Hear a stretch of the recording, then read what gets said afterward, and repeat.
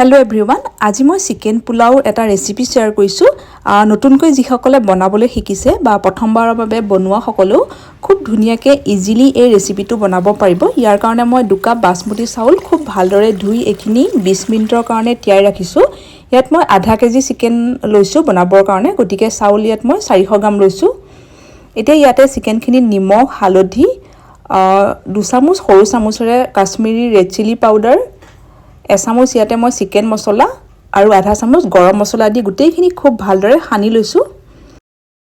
পোলাও বনাওতে বহুত বেছি মছলা ব্যৱহাৰ নহয় পোলাওটো সাধাৰণতে সিম্পলকৈ বনোৱা যায় এতিয়া ইয়াতে মই 6-7 ফুটামান হ'ব নহৰু আৰু 1 ইঞ্চি আদা ভালদৰে ধুই এতিয়া এইখিনি খুব মিহিকে এনেকৈ খুন্দনাতে পিছি লৈছো আৰু আজি পোলাওখিনি মই বনাবৰ কাৰণে কেৰাহী ব্যৱহাৰ কৰিছো আপোনালোকে প্ৰেসাৰ কুকাৰটো খুব সহজতে বনাব পাৰিব কেৰাহীখন যেতিয়া গৰম হৈছে ইয়াতে তেল দি ললো আৰু তেলখিনি গৰম হোৱাত এচামুচ সফ এচামুচ গোটা জিৰা আৰু গোটা গৰম মছলা লং ইলাইচি দালচেনি গুটেইখিনি দি ললো এতিয়া ইয়াতে দুটা মিডিয়াম সাইজৰ পিয়াজ মই অলপ ডাঙৰকে কাটি লৈ এখিনি খুব ভালদৰে ফ্ৰাই হ'ব দিছো আৰু চাউলখিনিও 20 মিনিট হৈ গল তিয়াই ৰখা এখিনি এতিয়া টুকি ৰাখিলো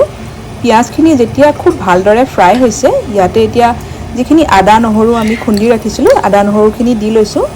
এতিয়া আদা নহৰুখিনি দিয়াৰ পিছতো এখিনি আৰু 1 মিনিট মান সময়ৰ কাৰণে ভালকে ফ্ৰাই কৰি লৈছো এতিয়া ইয়াতে হানি ৰখা চিকেনখিনি এড কৰি দিছো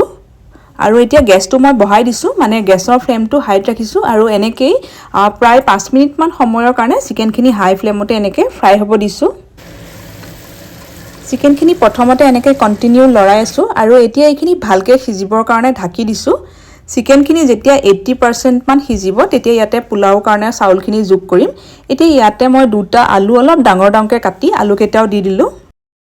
এতিয়া ইয়াতে চাউলখিনি দি লৈছো কাজু বা কিশমিশ থাকিলে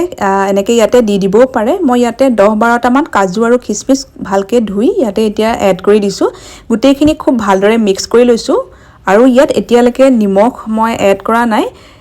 লগতে এটা সৰুকে কাটি ৰখা বিলাহিও দি দিছো বিলাহিটো সম্পূৰ্ণ অপচনেল আপোনালোকে নিদিয়াকেও বনাব পাৰে ইয়াতে এতিয়া পানী এড কৰিছো ইয়াতে মই 2 কাপ চাউলৰ কাৰণে 4 কাপ পানী দিছো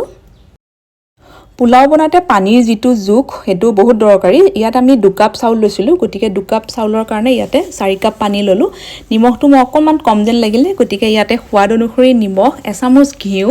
আৰু অলপমান ধনিয়াৰ পাত কাটি দি দিলো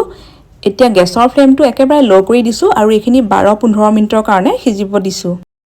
পোলাও এই ৰেচিপিটো যদি আপোনালোকে প্ৰেসাৰ কুকাৰত বনায় তেতিয়া গেছৰ ফ্লেমটো হাইত ৰাখি প্ৰেসাৰ কুকাৰৰ দুটা সিটি আহিবলৈ দিব আৰু পোলাও তেতিয়া ৰেডি হৈ যাব আৰু মই এয়া 15 মিনিটৰ পিছত চেক কৰি চাইছো এয়া সব চাউলখিনি খুব ধুনিয়াকৈ সিজিছে আৰু খুব ধুনিয়াকৈ এটা হৈ আছে পোলাও তেনেকৈ জৰজৰীয়া হৈ থাকিলে খাবলৈ ভাল লাগে এতিয়া মই ওপৰত অলপমান ধনিয়া পাত দি ললো আৰু সাৰ্ভিং প্লেট এখনলৈ অলপমান উলিয়াই লৈছো